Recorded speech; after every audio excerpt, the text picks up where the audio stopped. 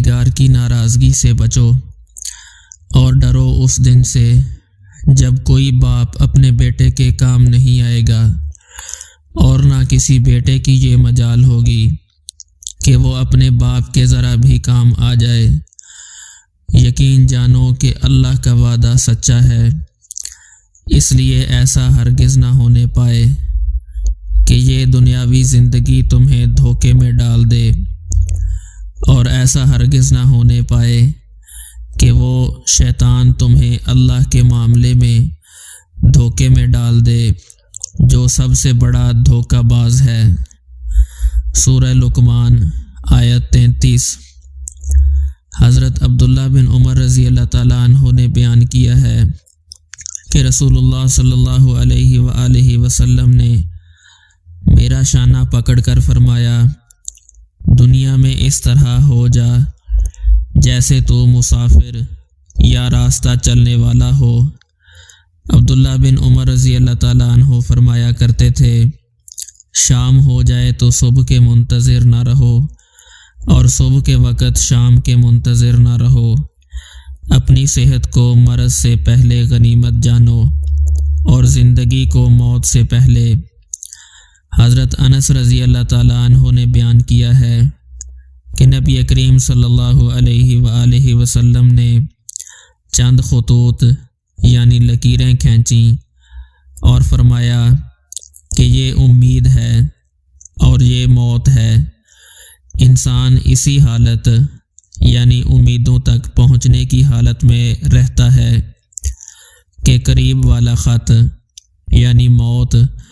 اس تک پہنچ جاتا ہے۔ حضرت مرداس اسلمی رضی اللہ تعالیٰ عنہ نے بیان کیا ہے کہ نبی کریم صلی اللہ علیہ وآلہ وسلم نے فرمایا،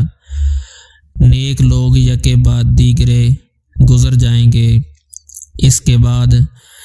جو کے بھوسے یا کھجور کے کچرے کی طرح لوگ دنیا میں رہ جائیں گے، جن کی اللہ پاک کو کچھ ذرا بھی پرواہ نہ ہوگی۔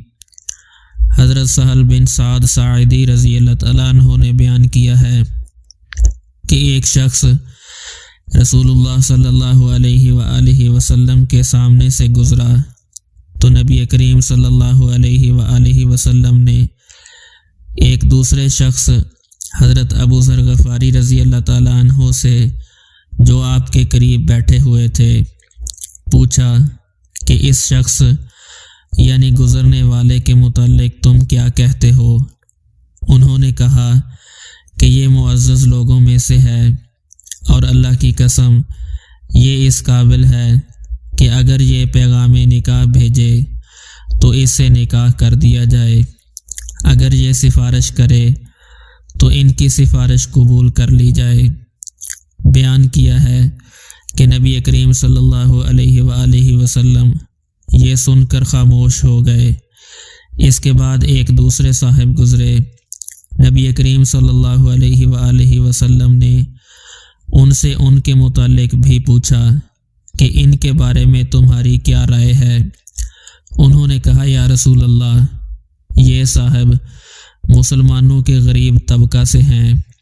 اور یہ ایسے ہیں کہ اگر یہ نکاح کا پیغام بھیجیں تو ان کا نکاح نہ کیا جائے، اگر یہ کسی کی سفارش کریں تو ان کی سفارش قبول نہ کی جائے، اور اگر کچھ کہیں تو ان کی بات نہ سنی جائے۔ نبی کریم صلی اللہ علیہ وآلہ وسلم نے اس کے بعد فرمایا کہ اللہ کے نزدیک یہ پچھلا محتاج شخص اگلے مالدار شخص سے گو ویسے آدمی زمین بھر کر ہوں بہتر ہے۔ حضرت انیس رضی اللہ تعالیٰ عنہ نے بیان کیا ہے کہ نبی کریم صلی اللہ علیہ وآلہ وسلم نے کبھی میز پر کھانا نہیں کھایا، یہاں تک کہ آپ صلی اللہ علیہ وآلہ وسلم کا وصال ہو گیا، اور نہ وصال تک آپ صلی اللہ علیہ وآلہ وسلم نے کبھی باریک چپاتی تناول فرمائی۔ حضرت عائشہ رضی اللہ تعالیٰ عنہ بیان کرتی ہیں کہ محمد صلی اللہ علیہ وآلہ وسلم کے گھر والوں کو مدینہ آنے کے بعد کبھی 3 دن تک برابر گیہوں کی روٹی کھانے کے لیے نہیں ملی، یہاں تک کہ نبی کریم صلی اللہ علیہ وآلہ وسلم کی روح قبض ہو گئی۔ حضرت سعید بن مسیب نے بیان کیا ہے کہ ابو ہریرہ رضی اللہ تعالیٰ عنہ بیان کیا کرتے تھے کہ رسول اللہ صلی اللہ علیہ وآلہ وسلم نے فرمایا، اگر تمہیں وہ معلوم ہو جائے جو میں جانتا ہوں تو تم ہنستے کم اور روتے زیادہ۔ یہ تمام احادیث بخاری شریف سے ہیں۔